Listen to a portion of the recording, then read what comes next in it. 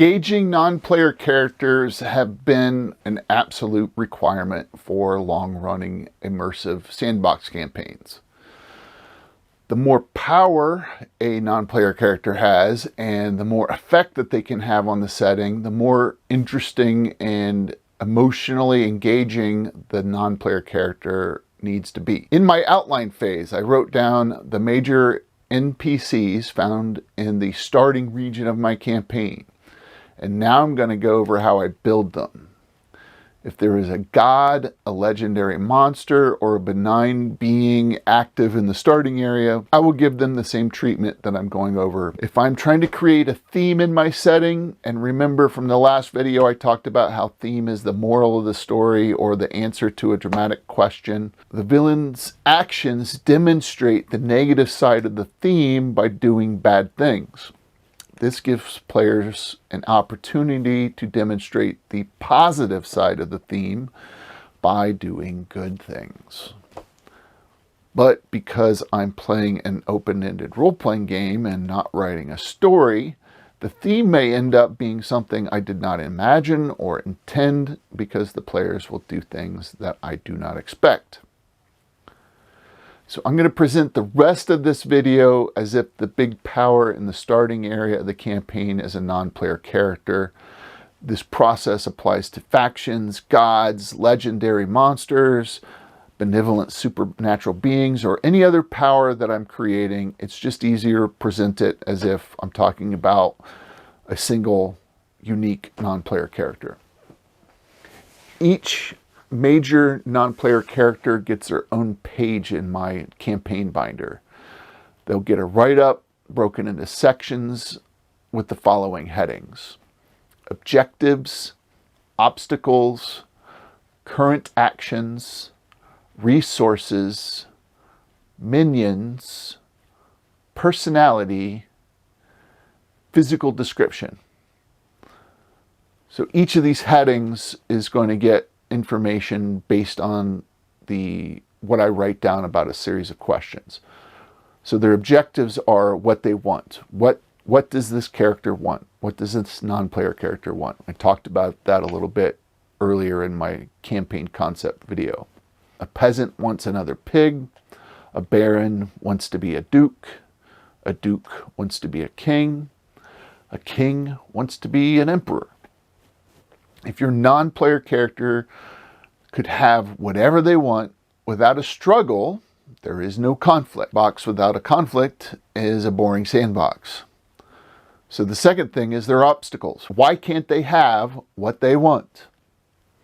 One of the reasons they might not be able to get what they want is that an adversary is preventing them from getting it. That's their enemy. That could be a powerful non-player character, a faction, a god, a monster.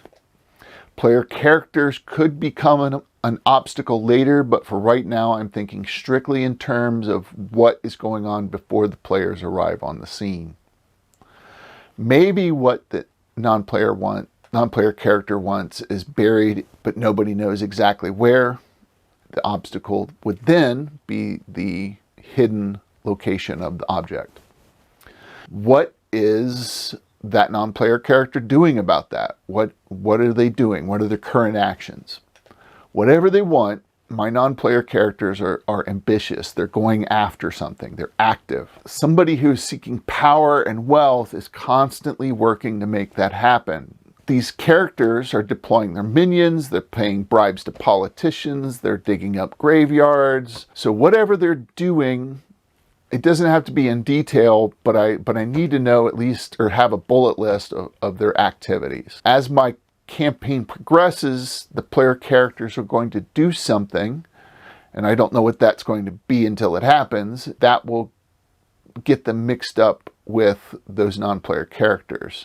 This will produce hooks and connections to other adventures, and players will develop objectives of their own to decide that they want to mess with that non-player character or aid them, perhaps. So what resources does the NPC have? You don't get to become a 20th level necromancer without acquiring something along the way. The non-player character will have a secret lair, millions of gold pieces, a sentient magic sword, spies, a library, a laboratory. If they're a guild master, the entire guild. To start with, a major magic item or several major magic items are probably the most important thing to make note of. Remember, everything is etched in mud, and I can revise this list as the campaign progresses. Who are their minions? Important people have minions and servants. The lower level minions will be characters that player characters interact with, fight, get information from, or do something with. If a campaign starts in a kingdom,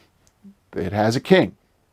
And a king is too busy doing king stuff to mess with first level adventurers.